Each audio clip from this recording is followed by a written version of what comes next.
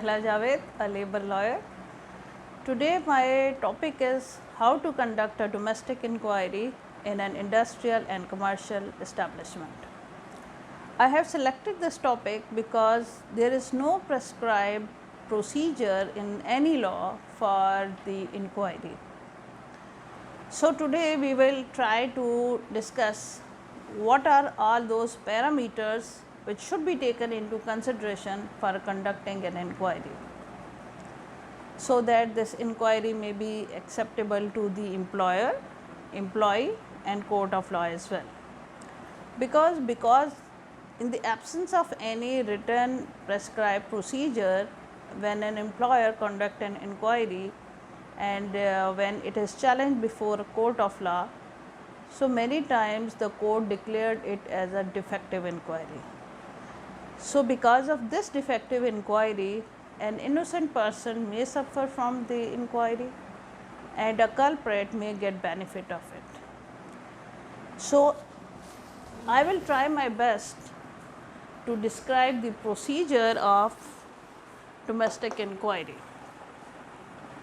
The basic purpose of inquiry is to do the justice with the accused or the defendant.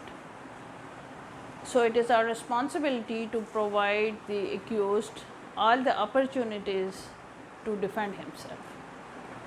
So what are the necessary steps for this domestic inquiry? There are three main participants in the domestic inquiry. First one is inquiry officer, MR management representative and the defendant or accused who is facing this inquiry. So the most important person is inquiry officer. This is the very crucial and significant step, because the role of inquiry officer is just like a driver. If you take a car from a showroom and hand it over to an inexperienced driver, so you can very well imagine the results and the consequences of that. So same is the case here. If your evidence is very good, but your inquiry officer is not competent enough to handle the situation, so naturally he is going to spoil your inquiry proceedings. So the first step you should be very careful in taking. You should be very careful in selection of inquiry officer. After the selection of inquiry officer, when the procedure starts, there are some necessary steps which should be followed in a sequence.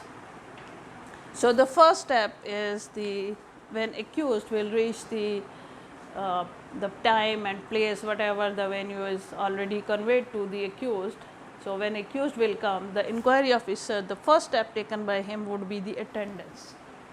So he will take the signatures of management representative, defendant or accused, and he will put his own signature on the inquiry proceedings. The first step, he will record the statement of MR or management representative.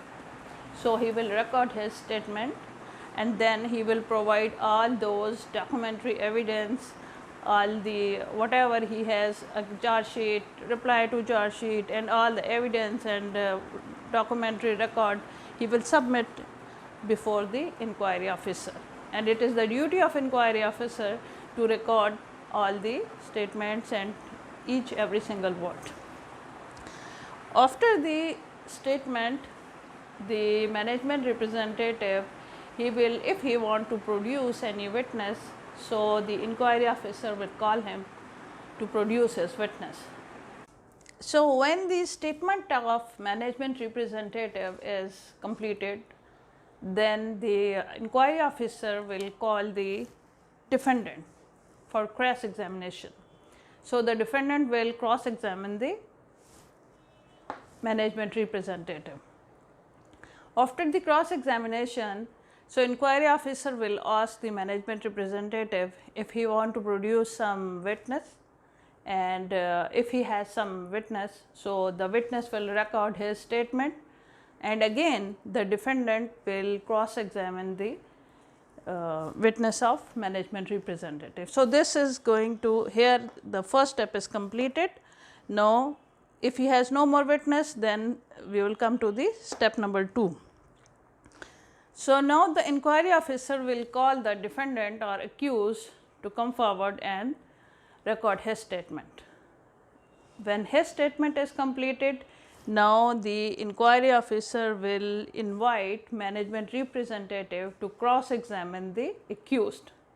When his cross examination is completed, then he will ask the defendant if he want to produce any witnesses, and if he have witnesses, then after the recording the statement of witnesses, again he will call the management representative to cross examine the witnesses. So, when this cross examination is over, then your second step is completed.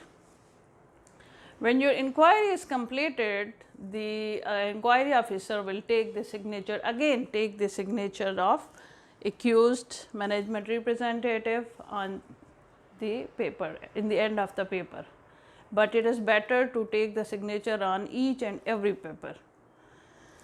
So, after this procedure, inquiry officer will analyze the statement of management representative, accused, their witnesses. He will analyze the all those documentary evidence, and then he will make and submit his inquiry report.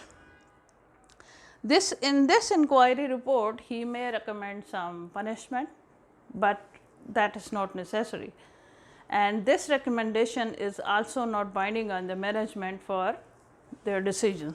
So, when inquiry report is completed, it is submitted to the management for the decision, and management is not bound by the recommendation or decision of inquiry officer. He may disagree, it is their right to decide the punishment. So, I tried my best to explain in the simple words the procedure of domestic inquiry. If you have any question, then you can write in comment box. So, till then, bye.